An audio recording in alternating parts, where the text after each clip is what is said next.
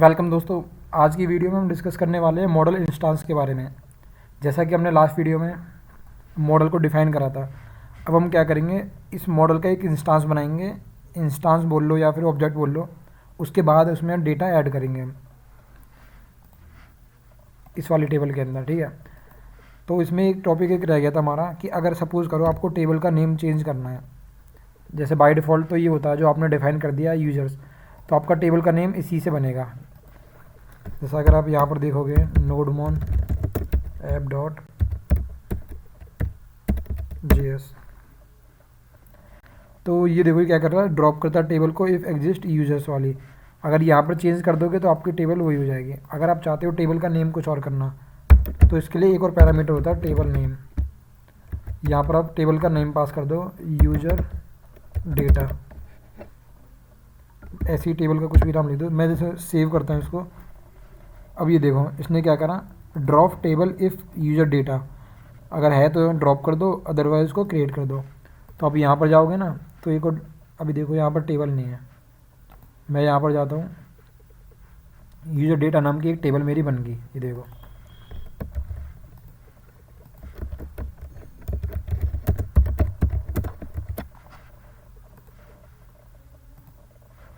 अभी नहीं है ना, दोबारा से अगर मैं सेव करता हूँ, ये देखो क्रिएट होगी, ठीक है। तो ये होता है अगर टेबल का नेम आपको चेंज करना है। ये पैरामीटर मैं लास्ट वीडियो में भूल गया था। तो हम आते हैं बात ऑब्जेक्ट पे कि उसका मतलब मॉडल का इंस्टांस कैसे बनाना है। इसको मैं डिलीट कर देता हूँ, डिलीट।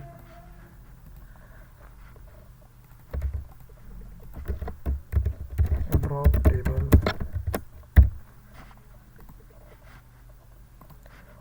ठीक है।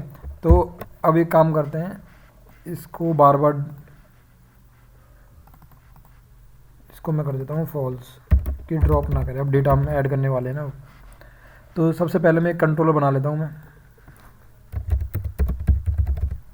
कंट्रोलर्स बना लिया, उसमें मैंने एक फ़ाइल बना ली, इसको कॉपी करा मैंने, अलग ही बना लेता हूँ। टेस्ट सेव कोड के अंदर, कंट्रोलर के अंदर यहाँ बना लेता हूँ यूजर कंट्रोलर .js। अब इसको मैं कॉल करा लेता हूँ, यहाँ पर रिक्वायर कर लेते हैं user controller equal to require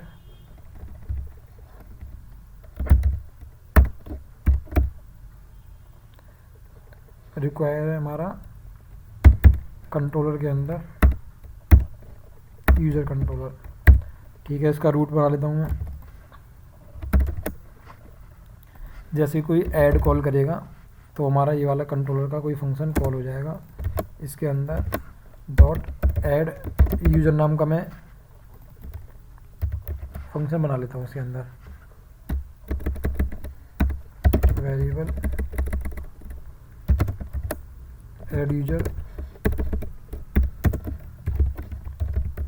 request और रिस्पॉन्स मिलेगा मैं, ठीक है। यहाँ से मैं मॉड्यूल डॉट एक्सपोर्ट कर देता हूँ मैं,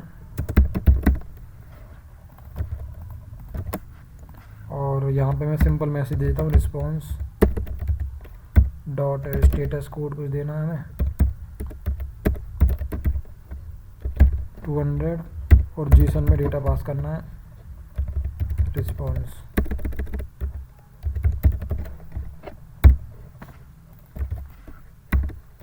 लेट रिस्पॉन्स डेटा ओके, ठीक है। अब चला के देख लेते हैं हमारा पोर्ट चला ही नहीं चला। Local host 8080 add, okay. अब हम क्या करते हैं, जो ये चीज़ है मॉडल, उसको कॉल करवाते हैं यहाँ पर। तो सिंपल कॉल करवाते हैं इसको, variable db equal to require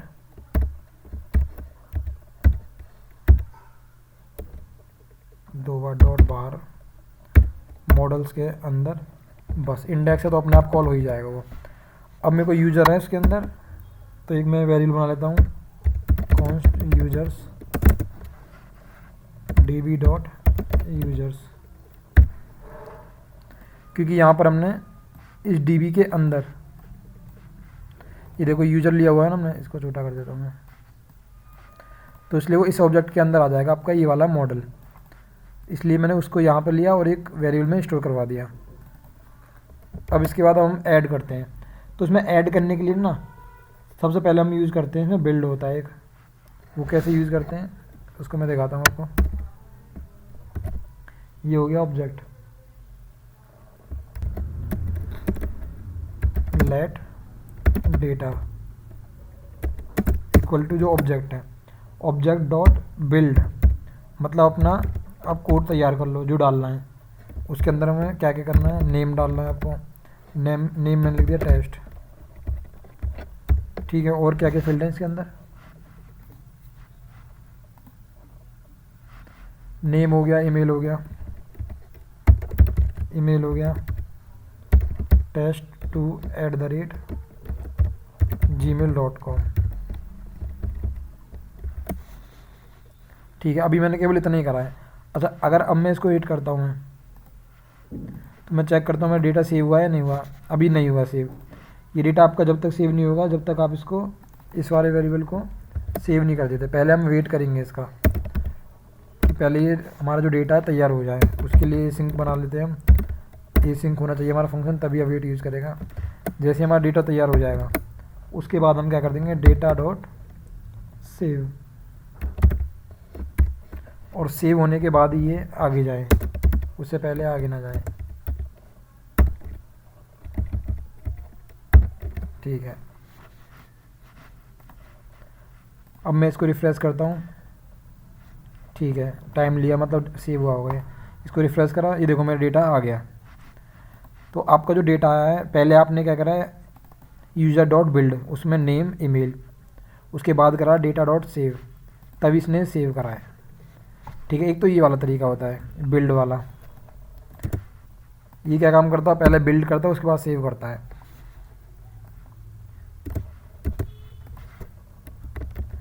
अगर मेरे को ये नहीं करना है तो इसके अंदर एक और होता है क्रिएट का, वो क्या काम करता है, क्रिएट करता है उसके साथ ही उसको सेव कर देता है।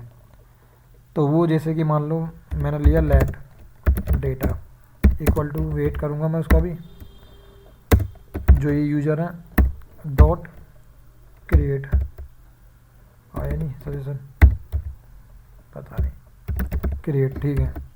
इसके अंदर सेम मैं ये चीज़ डाल देता हूँ, नेम और ईमेल आईडी, ये मैंने एंटर करा और सेव करा। इस बार नेम कुछ और डाल देता हूँ मैं,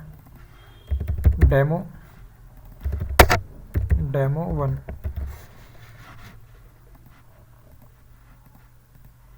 अभी एक ही रिकॉर्ड है। जैसे ही मैं इस पर हिट करता हूँ मैं, अब मैं चेक करता हूँ डेटा सेव हुआ है नहीं हुआ। देखो डेटा सेव हो गया। तो यहाँ पर तो देखो हमें 2 लाइनें लिखनी पड़ रही थी, पहले यूज़र डॉट बिल्ड लिखना पड़ रहा था, उसके बाद डेटा डॉट सेव लिखना पड़ रहा था, लेकिन यहाँ पर हमने लिखा यूज़र डॉट क्रिएट, तो एक ही लाइन से इसने सेव कर दिया इसको, ठीक है। अब इसके अंदर आते हैं एक और चीज़। अब मान लो आपने डेटा को सेव करा है, उसके तुरंत बाद ही आपको उसमें कुछ चेंज करना है। अच्छा, इसमें एक चीज़, अब जो भी इंसर्ट कर रहे हो उसकी एसक्यूएल देखो यहाँ पर प्रिंट होती है आपकी, ये देख रहे हो, ये प्रिंट हो रही है, ये सारी प्रिंट हो रही हैं। तो ऐसे तो आपकी बहुत सारी एसक्यूएल जितनी भी होंगी तो सारी प्रिंट होती जाएंगी। तो उस केस के लिए सबसे पहले आप क्या करो, ये जितने भी जो मैसेज आ रहे हैं ना इसको आप ऑफ कर सकते हो।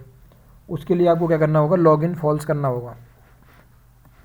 इसका एक पैरामीटर होता है यहाँ पर, आप यहाँ पर पैरामीटर बढ़ा दो, लॉगिन,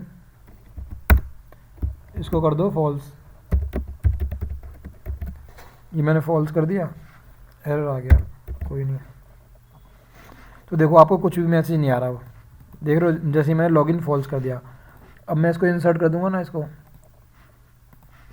तो भी यहाँ पर मैसेज नहीं आया और आपका सेव हो गया होगा।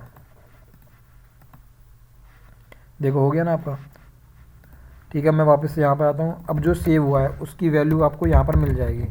अब जैसे ही करोगे ना डेटा, इसके अंदर होता है डेटा डॉट डेटा वैल्यू, ये तो हो गया मेरा वाला डेटा, और ये इसके अंदर डेटा वैल्यू वाला। अब यहाँ पर मैं डेमो 2 और इसको कर देता हूँ डेमो 13।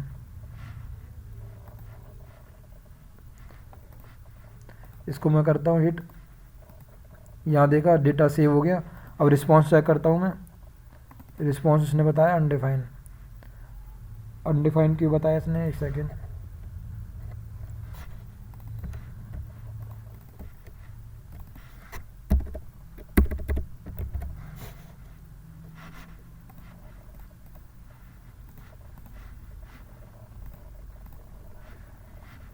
ये आया मेरा रिकॉर्ड, अच्छा डेटा वैल्यू होता है, ठीक है।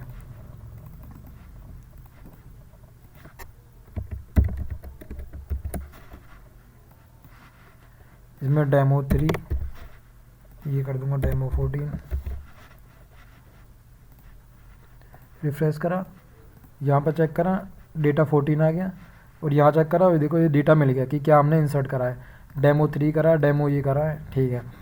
अब इसमें एक और चीज़, अगर आप चाहते हो कि इसमें जो डेटा आ रहा है उसको चेंज करना है, कि पहले इंसर्ट कर दिया, कुछ कंडीशन लगानी है आपको कि अगर ये चीज़ हो जाए तो आपका नेम चेंज हो जाए, तो उस चीज़ को भी रिप्लेस कर सकते हो आप। वो ऐसे करना होगा आपको, डेटा डॉट जो नेम है उसको चेंज करना है किसी कंडीशन के बेस पे, कि अगर ये चीज़ हो जाए ना तो जो आगे से जो नेम मिल रहा है उस नेम को कर दो डमी, ठीक है। ये मैंने सेव कर दिया। अब मैं इसको हिट करता हूँ और ये चेक करता हूँ डेटा मेरा क्या गया है, तो ये गया डेमो। अच्छा इसको सेव नहीं करा, एक सेकेंड, डेटा डॉट फिर आपको करना पड़ेगा सेव।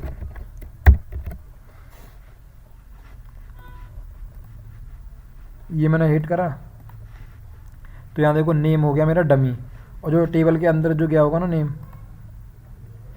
वो देखो डमी। अपडेट हो गया ना आपका डेटा। पहले उसने डेमो को सेव करा होगा, उसके बाद क्या करा इसने अपडेट कर दिया इसी वाले चीज़ को, ठीक है। तो जैसे इसमें ये हो गया अपडेट का,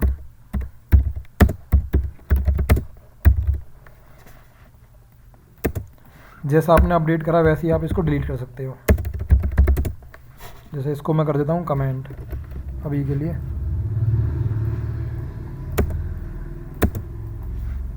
ये कोड सिंपल है आपका, ठीक है ना। ये अब मेरे को करना है डिलीट।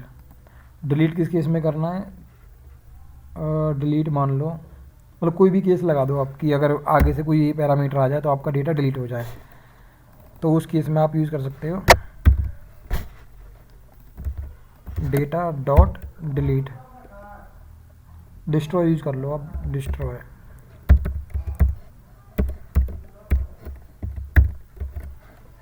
तो देखो अभी इसकी ऑटो इंक्रीमेंट आईडी देखना 8 है, जैसे मैंने इसको ऐड करा, अब ये चेक करना वो ऐड हुआ और साथ के साथ डिलीट हो गया। अभी आपको पता नहीं चला, क्योंकि अगर मैं इसको हटा देता हूँ, अब नई एंट्री ऐड करता हूँ मैं, तो नई एंट्री तो वैसे 9 से स्टार्ट होनी चाहिए ना, ये 10 से हो रही है, क्योंकि एक वैल्यू उसने पहले इंसर्ट करी लेकिन साथ के साथ डिलीट कर दी, वो हमें दिखाई नहीं दी, तुरंत ही उसने डिलीट मार दिया। अभी देखना दोबारा से ये ऐड हुई एक एंट्री, ये 2 एंट्री ऐड हुई, मतलब इसका नंबर 11 है 12 है। इसको मैं हटा देता हूँ, अब दोबारा से सेव करता हूँ। जो नेक्स्ट एंट्री होगी वो 13 से होगी आपकी, ये देखो 13 से हुई है ना आपकी, तो ये आपका डिलीट कर देता है। सेम अगर आपने कोई वैल्यू, जैसे ये चीज़ होगी, आपने कोई वैल्यू डाली है, एक रीलोड होता है इसमें, अगर आपने कोई वैल्यू चेंज करी डमी, लेकिन अगर आप ये लिख दोगे डेटा डॉट रीलोड, तो ये क्या काम करेगा, जो चेंज हुई वैल्यू है उसको छोड़ देगा, वो पुरानी वाली वैल्यू ले लेगा, डेमो लास्ट।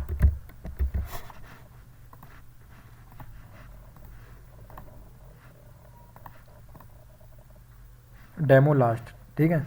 तो उसने इस वाली वैल्यू को अपडेट नहीं करा, ये अपडेट केवल जब ही करेगा जब आप इसको सेव कर दोगे, ये वाली चीज़ लिख दोगे सेव, ठीक है। तो इस तरीके से आप मॉडल का इंस्टांस बनाएं, आप सेव कर सकते हो, ऐड कर सकते हो, एडिट कर सकते हो, ठीक है। बाकी इसकी जो और एसक्यूएल होती हैं, क्यूरीज होती हैं, वो हम नेक्स्ट वीडियो में करते हैं। उम्मीद है कि आपको ये वाली वीडियो पूरी समझ आ गई होगी। अगर समझ आई तो प्लीज़ लाइक कर देना और चैनल सब्सक्राइब करो हमारा वो वीडियो देखने के लिए। मिलते हैं नेक्स्ट वीडियो में।